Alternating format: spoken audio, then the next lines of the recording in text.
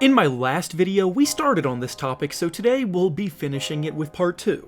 Basically, with training camp being underway for all 30 NBA teams, we now have our first official look at how teams are looking, and in relation to what we're discussing here, what some of their biggest holes at the moment are. No team is perfectly constructed, some just happen to have more weaknesses than others. As I already said, this is part 2 of the topic where I am going through all 30 NBA teams, identifying and discussing the one biggest issue that they have going into the new season.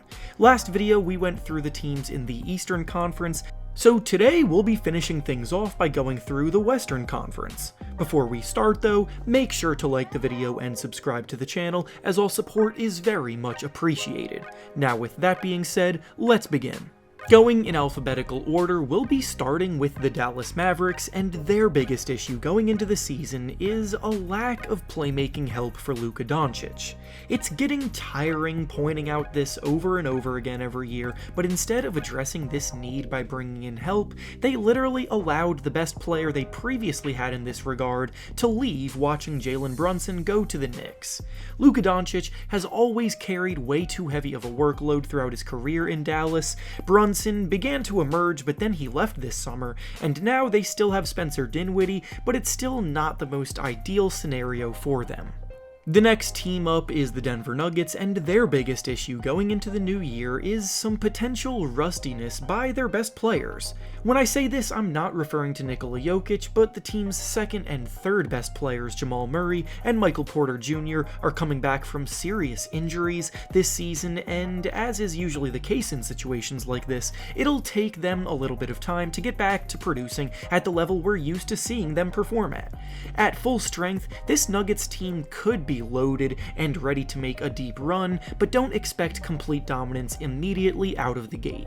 Next up is the Golden State Warriors, and their biggest issue going into the season is their inexperienced bench. This year, the Warriors are going to be playing players like James Wiseman, Jonathan Kuminga, and Moses Moody a lot more than they did last season, and in many ways, this could be a good thing, but for a title contender, the inconsistencies that come from youth can be a lot more irksome.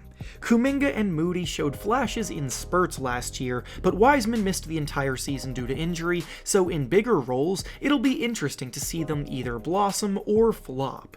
Up next is the Houston Rockets, and their biggest issue going into the new year is a lack of veteran presence. On one hand, when you're rebuilding, you don't want mediocre veteran players stealing minutes away from your young talent that you're trying to develop, but simultaneously, you do need experienced older guys in the locker room to help guide younger players on their journey through the league. The Rockets right now have Boban Marjanovic, and honestly, no one else that fits that role, which isn't exactly ideal. Next up is the Los Angeles Clippers, and their biggest problem to figure out is how to balance their rotation. I'll be honest, the Clippers look pretty good on paper, but when you find a team where this is the case, one of the difficulties becomes finding a role for everyone and satisfying all of the mouths to feed that there are. Some guys aren't going to be playing as much as they're used to playing, and others are going to have to embrace new roles, so they have to figure that out as the year goes on. Up next is the Los Angeles Lakers, and their biggest issue before the season starts is their spacing. Simply put, their entire starting lineup is made up of average to below average shooters percentage-wise, and they don't even have many knockdown guys available to them off the bench. This was a problem that plagued them last season, and they didn't exactly do a very good job addressing it in the offseason. Somehow they managed to revamp most of their bench, and they still have no 40% shooters from deep at their disposal.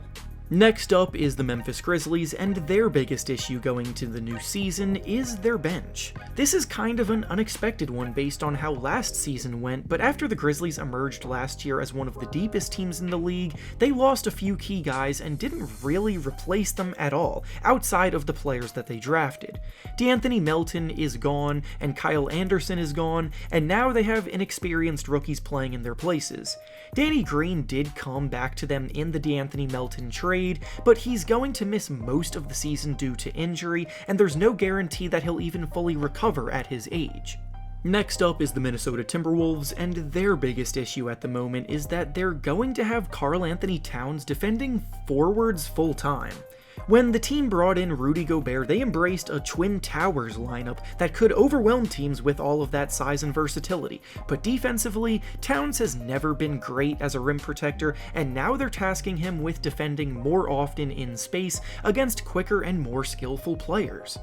Next is the New Orleans Pelicans, and their biggest issue going into the new year is their perimeter shooting.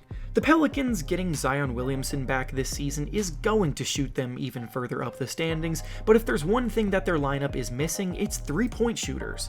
CJ McCollum is solid in that regard, but everyone else in the team, both starters and bench, shoot below average except for maybe Trey Murphy, who's clearly not enough to offset this deficiency.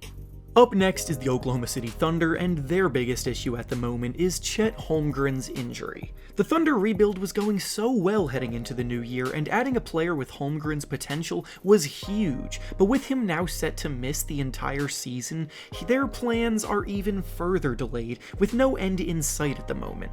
Holmgren is the kind of player who really needs minutes under his belt before he reaches his ceiling, because of his skinny frame and how he's going to have to adjust to the physicality of the NBA, and he's not going to be able to get that until next year now, and as a result of it, they're going to spend more time at the bottom of the standings.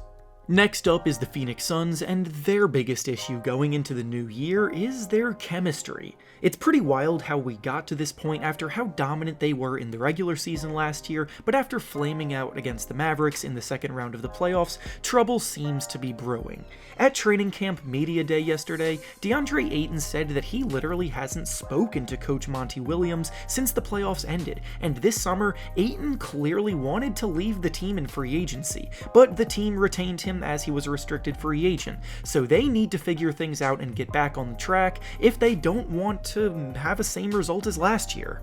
Up next is the Portland Trail Blazers, and their biggest issue is their perimeter defense. One of the things that always held back prior Trailblazers teams was that, despite how strong offensively the duo was, Damian Lillard and CJ McCollum were a pretty poor defensive duo in the backcourt. McCollum is gone now, however, in his place comes Anthony Simons, who is arguably a worse defender out on the perimeter, and that spells trouble for the team hoping to find success with this new group. Up next is the Sacramento Kings, and their biggest issue going into the new year is just defense in general. The Kings were a bottom 5 defensive team last season, and this offseason, every move that they made was one to bolster their offense, at the expense of their defense, so there's reason to believe they could be even worse on that end this season. Newcomers Kevin Huerter and Malik Monk have established themselves as quality scoring options, but were both poor guarding the perimeter last year, and adding them to an already porous defense doesn't really help things much. Next up is the San Antonio Spurs, and their biggest issue going into the season is their lack of a go-to scorer. Last season, DeJounte Murray was stuffing the stat sheet for them because he was their only star-caliber guy, but he's gone now. The Spurs are a team with a lot of young and unproven players still developing, along with some quality veteran role players, but the closest thing they have to a go-to guy right now is Keldon Johnson coming off of a season where he averaged 17 points. The Spurs are rebuilding and will likely be one of the worst teams in the league this season, so they're fully in the Victor Wembanyama sweepstakes, but it's going to be some ugly basketball some nights. And finally, the last team in the Western Conference is the Utah Jazz, and their biggest issue going into the new season is perimeter defense. I mentioned earlier that the Jazz downfall came because they couldn't get stops when they needed it, and now Donovan Mitchell has been replaced with Colin Sexton without any other additions to bolster their perimeter defense at all, while Rudy Gobert is also gone too, so they don't even have that elite last line of defense to save them. The Jazz are prime contenders to fall down to be a bottom 5 defensive ranking in the league as a result of this. And with that being said, that's all I have for you today. Make sure to like the video, subscribe to the channel, and comment down below what you think the biggest issue with these teams is. Thanks for watching, and I'll see you all next time.